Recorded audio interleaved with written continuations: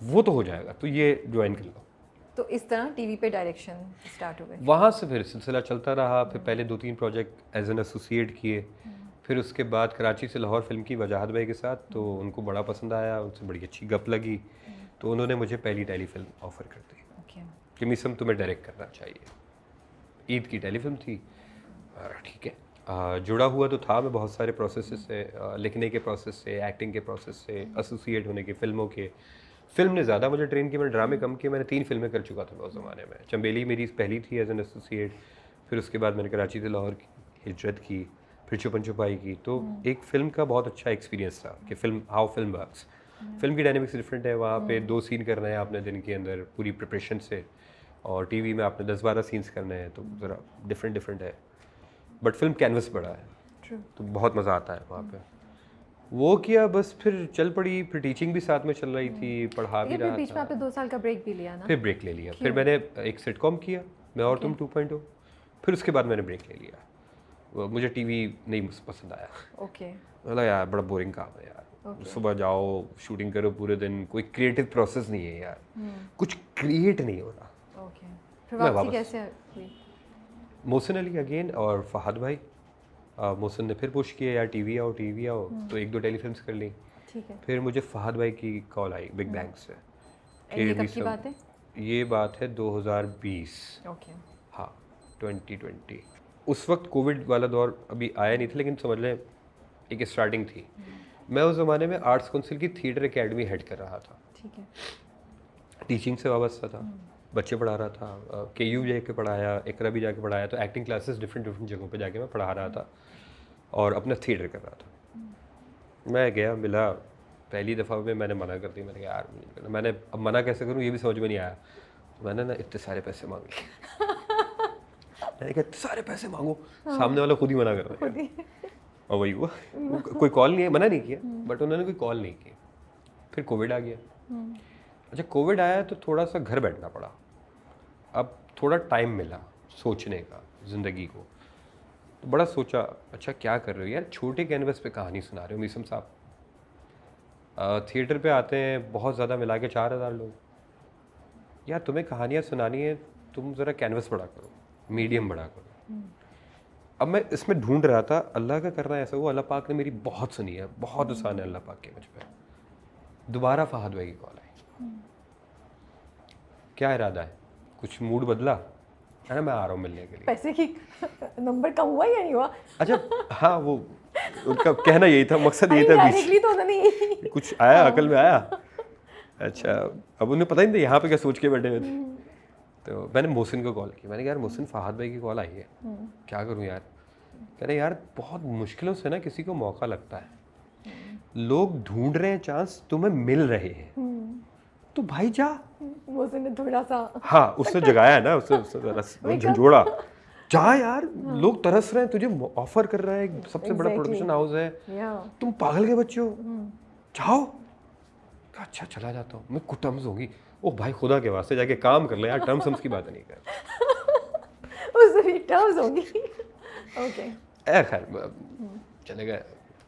फहद भाई बैठ के बात हुई है, बताया कुछ चीज़ें मैंने शेयर की उनसे पर्सनल, कि यार मुझे कहानी पे बड़ा, मुझसे नहीं होगी। बेसिकली अपनी टर्म्स एंड कंडीशंस आपने हाँ, प्यार से बता दी। मैंने फिर भी उन्होंने कहा हाँ वो देख लेंगे, वो सारी चीज़ें हैं, और ये है प्रोजेक्ट बेटियाँ, ये करना है। उन्होंने भी डायरेक्ट था, उन्होंने कहा ये रोना वोना छोड़ो, हाँ, ये तुम बात ये काम है, ये करना है। हाँ। फहद भाई की बहुत अच्छी बात है, he is straight to the point.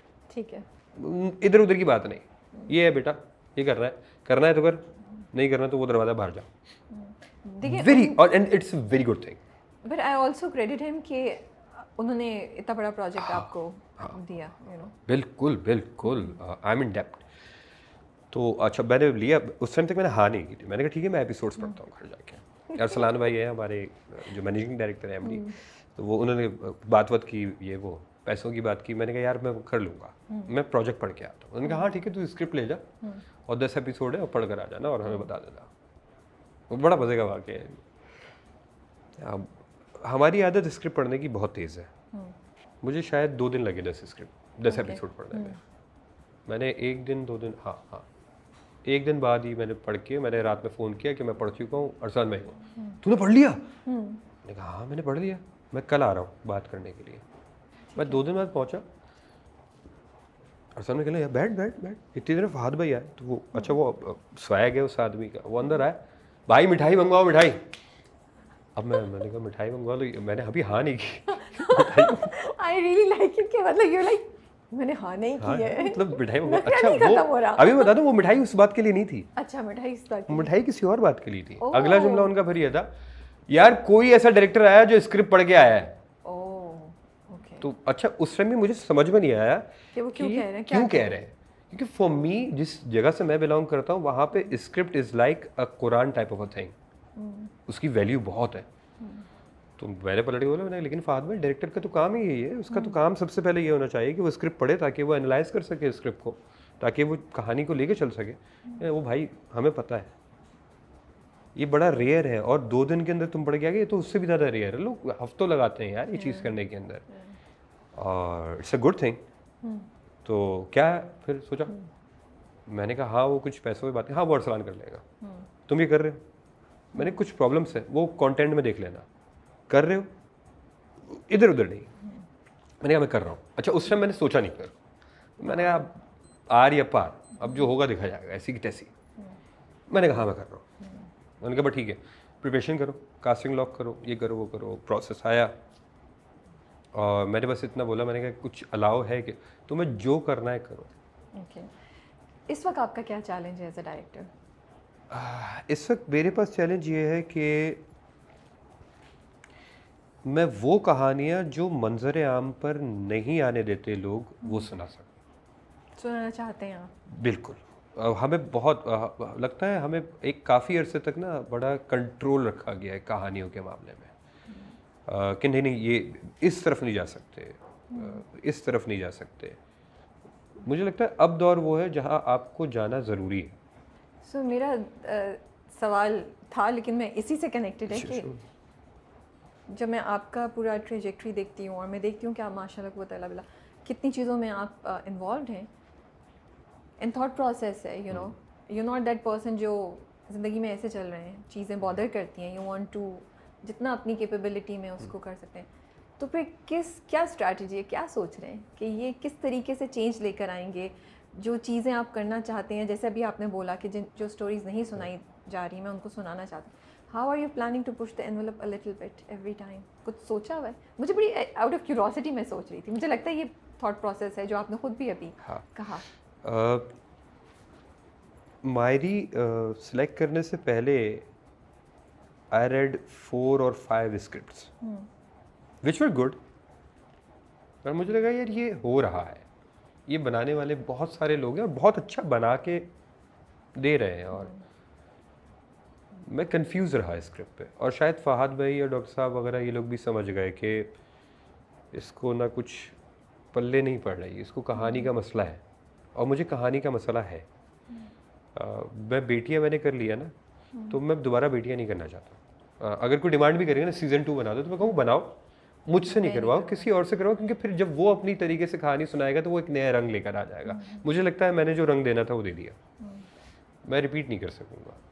तो I was in search of that script. अच्छा ये मायरी ऐसी मेरे हाथ में नहीं आया है, ये इसके पीछे भी कहानियाँ हैं बहुत सारी। मायरी की स्क्रिप्ट उठाने की भी यही वजह थी जो अभी आपका सवाल है कि आप कहानी वो वाली सुनाना चाहते हैं। प्रोसेस है पूरा, ये डिस्कस हो रहा था चाइल्ड मैरिज के नाम से प्रोजेक्ट, और इसे फजल डायरेक्ट करने वाला था, फजल रजा जो बिग बैंग में होता है। तो वो कुछ अब मुझे सुनगुन मिलती रहती थी क्योंकि प्रोडक्शन हाउस है कि उसको फजल को थोड़ी सी चीज़ें जो है वो बॉदर कर रही हैं, फिर उसे एक और स्क्रिप्ट अच्छा लग गया तो उसने वो सिलेक्ट कर लिया। अब ये स्क्रिप्ट फ्री हो गया है। अच्छा इस पे चैनल भी थोड़ा सा हेजिटेंट था, थोड़ा सा प्रोडक्शन हाउस भी हेजिटेंट था क्योंकि टॉपिक बहुत सेंसिटिव है। अभी कल की ना एपिसोड चली है